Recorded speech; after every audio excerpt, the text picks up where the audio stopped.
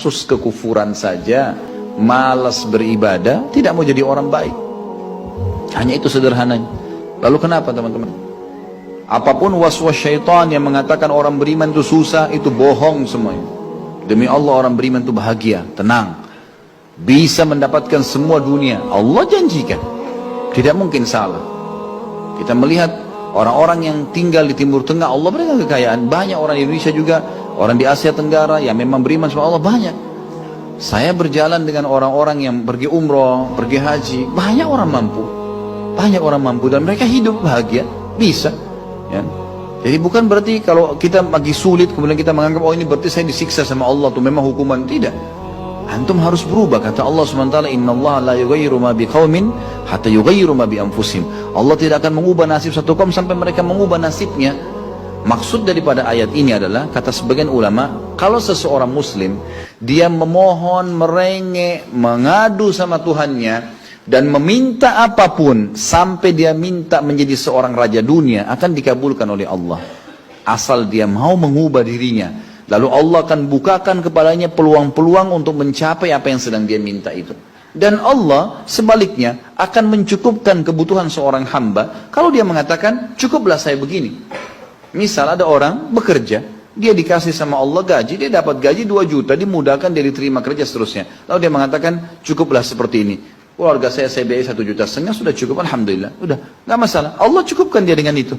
Tapi kalau ada orang tamak dengan rahmat Allah, enggak, saya mau begini, saya mau begitu, saya mau berusaha, lalu merengek minta kepada Allah, Allah akan kasih, tapi prosesnya ada.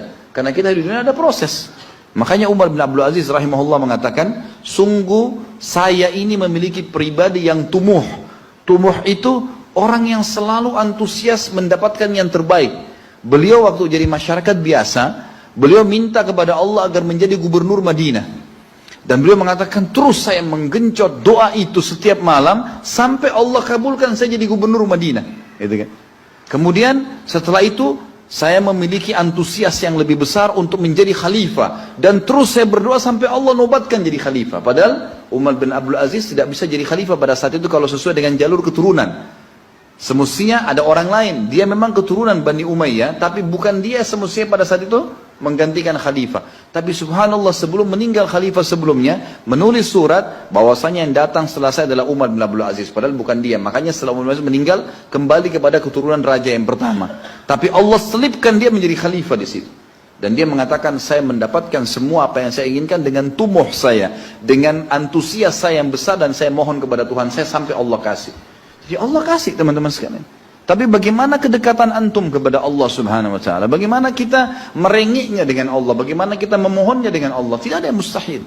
Coba terus minta sampai Allah kasih. Karena setiap seseorang hamba mengucapkan Rabbana atau Allahumma, atau kita mengatakan dalam maksudnya saya Allah, wahai Tuhanku. Begitu kita mulai memohon, itu sudah ada garis startnya ucapan kita. Ada garis finishnya. Tinggal antum sabar sampai garis finish enggak? Banyak orang berdoa baru pertengahan sudah berhenti dengan alasan Allah belum kasih. Allah mau lihat ini orang benar nggak, serius nggak. Sama rasionalnya gini, kalau kita kuliah, begitu kita sudah daftar kuliah, sudah ada kan prediksi kita 4 tahun tamat S1 kan?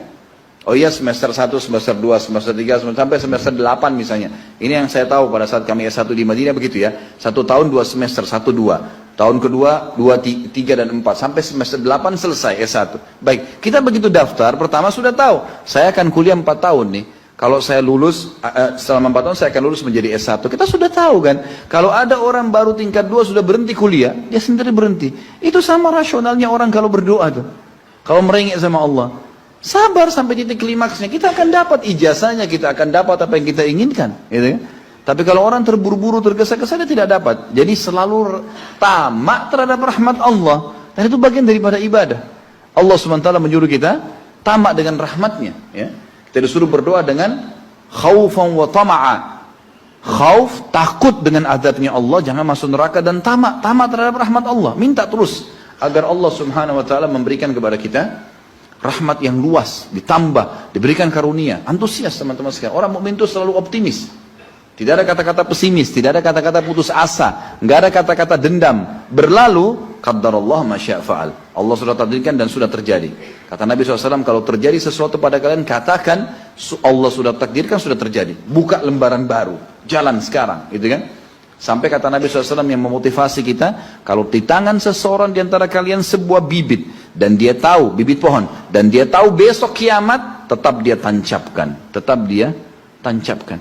Sebagian ulama salaf dulu, mereka menanam pohon-pohon teman-teman sekalian, pohon-pohon yang umurnya lama, seperti kelapa, ya. Tapi di sana mungkin mereka menanam pada saat itu kurma. Kurma lama tumbuhnya, gitu kan? Mereka tanam. Sampai pada saat itu ada beberapa sahabat menanam pohon-pohon kurma yang masih kecil. Mereka di umur pada saat itu sampai alis mereka sudah putih dan turun menutupi matanya, saking tuahnya, 80-90 tahun. Ditanya oleh murid-muridnya, kenapa anda masih menanam seperti ini, di umur seperti ini, gitu kan? Kata dia, Allah akan memberikan saya pahala di setiap gerak-gerik saya, termasuk ini. Bagaimana dia antusiasnya? Artinya ada hadis Nabi mengatakan tidak ada seseorang yang menanamkan sebuah pohon kecuali kemudian ada burung yang hinggap di situ atau manusia ya yang hinggap bernaung atau mungkin hewan-hewan ulat atau apa saja yang memakan daunnya atau buahnya kecuali jadi pahala buat dia. Jadi selalu ada motivasi untuk menjadi orang yang terbaik ya. Makanya juga dalam masalah surga begitu. Kata Nabi SAW, kalau kalian minta surga Firdaus, surga yang tertinggi. Jangan bilang amal saya nggak cukup, enggak. Tamak dengan rahmat Allah, minta yang terbaik teman-teman sekalian. Kita tidak akan berubah kecuali Allah tidak akan berubah kecuali kita berubah dulu. Kita yang mengubah menjadi lebih baik. Ya, ini poin yang harus digarisbawahi. Ini sebuah kaidah hidup, ya. Sehingga kita harus selalu optimis.